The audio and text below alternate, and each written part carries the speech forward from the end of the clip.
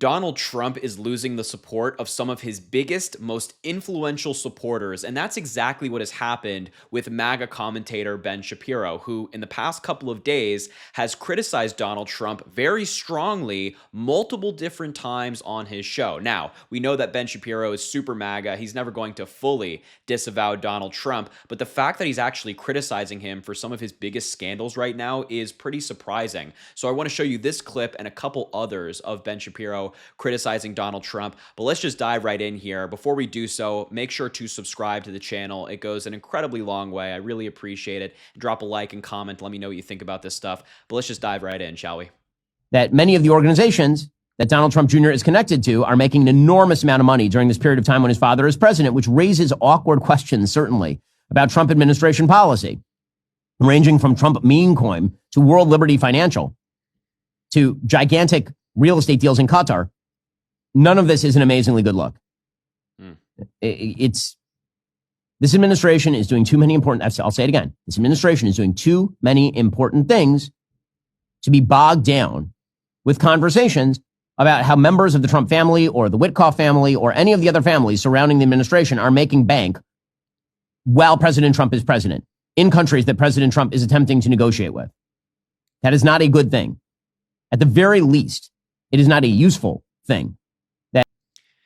Yeah, I mean, I hate to say this, it actually kind of pains me a little bit, but Ben Shapiro is mostly right here, aside from when he said that the Trump administration is doing important things because Trump is just basically tearing down our democracy. But Ben Shapiro is right that Donald Trump, his family members, are currently enriching themselves by using the presidency to do this. Groups affiliated with Donald Trump Jr. are making a tremendous amount of money. Donald Trump and his family, of course, have their meme cryptocurrency, which brings its own corruption issues to light. I mean, they are using the Oval Office and the seal of the presidency to make themselves a lot of money. And that doesn't even talk about the Qatari jet deal and Donald Trump trying to build Trump organization buildings in countries that he's currently negotiating with. That's all incredibly corrupt. And you can even see the disappointment on Ben Shapiro's face here. It does hurt him a little bit to criticize Donald Trump in this way, but Trump needs to be criticized. He needs to be called out for this corruption. We've really never seen anything like this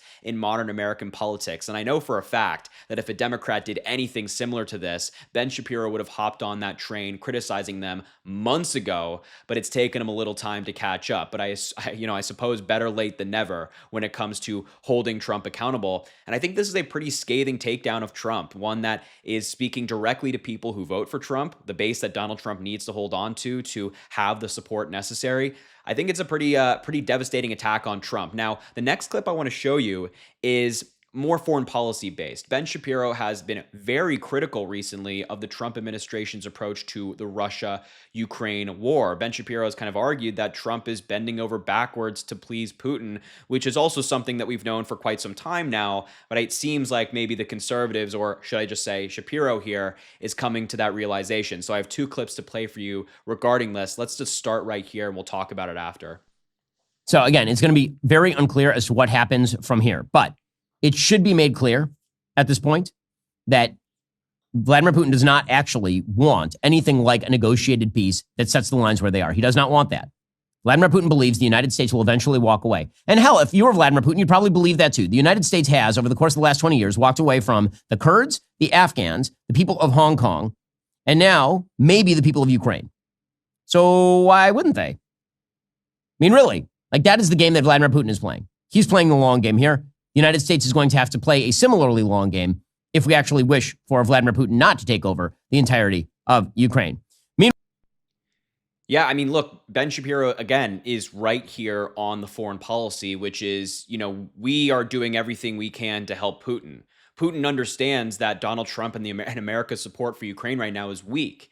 Donald Trump seems to be more interested in helping Putin and appeasing his demands as opposed to actually helping Ukraine, which is an ally of ours. And if you're Vladimir Putin right now, you are so happy that Donald Trump is president because so far, Trump has done everything that Putin wants him to do. Everything that Putin wants him to do and nothing that Ukraine wants him to do. Ukraine has been like, hey, we just need weapons and we need intelligence sharing. Months into Donald Trump's second term, he turned off the weapons, he turned off the intelligence sharing, leading to hundreds, if not thousands, of innocent Ukrainian people dying. That's exactly what Putin wants. And Donald Trump, we have some new reporting on this from Politico and other outlets that Donald Trump is giving up. He's throwing his hands in the air regarding negotiations on ending the war, and he's not interested in putting any more tariffs, or I should say economic sanctions, on Russia like EU countries are. He's kind of leaving them out to dry. So Russia is very happy. Putin is just playing the long game. He knows that with Donald Trump in office, none of these countries that he wants to invade and take over are going to have the support of the United States, or at least not the support that they should have. And I think, once again, Ben Shapiro calling that out is not only good, but also terrible for Donald Trump, devastating for Donald Trump, because Ben Shapiro's audience is so conservative and people that typically would support Donald Trump. Here's another clip I want to show you on the Russia-Ukraine conflict and Shapiro criticizing Trump. The leader of Ukraine has been basically doing whatever the White House wants him to do. They say 30-day ceasefire. He says, no problem, 30-day ceasefire. They say rare earth minerals deal. He's like, no problem, rare earth minerals deal. They say, why don't you go to Turkey and have direct conversations with Putin without a 30-day ceasefire? He's like, fine, I'm in there. I'm at Ankara. Meanwhile, Vladimir Putin is sitting there doing none of these things. The leader of Ukraine. Yeah, no, exactly right. And he makes another good point here, which is, Zelensky and Ukraine have done everything that Donald Trump asked. Mineral deal, meetings with Russia to try to end the war, a 30-day ceasefire, whatever it might be, whatever you want to say, Zelensky has done. Ukraine has done. On the other hand, Russia has listened to none of it. Donald Trump's claim was that he could end this war in 24 hours. It would be done like that, and that's why we had to elect him. Now we're over 120-ish days into Donald Trump's term. The war is still raging on, and he's throwing his hands up. Zelensky has done everything possible to end this war, everything possible to bring about peace, even if it's a temporary ceasefire. Putin is sitting in the Kremlin right now, licking his chops, laughing at the United States and all these other countries who are trying to end the war. That's what Putin is doing right now. And the fact that Ben Shapiro is calling that out, the fact that Ben Shapiro can see that is pretty stunning. It's pretty stunning. I think this indicates maybe a tide turning against Donald Trump, especially on his approach to foreign policy, which has so far been terrible and catastrophic across the board, whatever region you're looking at throughout the world. Maybe Shapiro's interview with Zelensky has changed his mind on some of these things, but really, really devastating stuff. And I'm glad, I have to say, I'm glad to see Shapiro criticizing Donald Trump here. Am I a fan of Shapiro? Absolutely not. He is wrong 99.99999% of the time.